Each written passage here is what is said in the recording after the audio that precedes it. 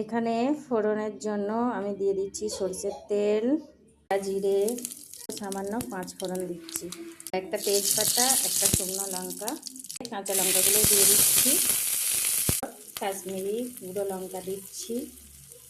হয়তো ভাববে এখন কেন লঙ্কা দিচ্ছে, কেননা আমার ছেলে তো খেতে পারবে না, ওর জন্য ঝোলটা করেছি। তো ওর জন্য আলাদা তুলে রেখেছি আমি, এই দেখো। তাই আমি এখন মশলাটা দিচ্ছি, তো এতে কোনো অসুবিধা হবে না, বরঞ্চ ভালোই টেস্ট আসবে। তো মশলা তো রেডি হয়ে গেছে, আমি এর মধ্যে ঢেলে দিচ্ছি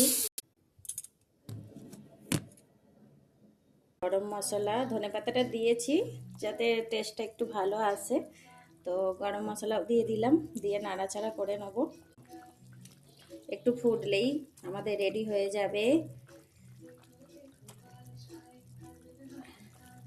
এটা হচ্ছে মৃগেল মাছ, ঠিক আছে, মৃগেল মাছের ঝোল। কালকে হয়েছিল কাতলা মাছ, আজকে মৃগেল মাছের ঝোল।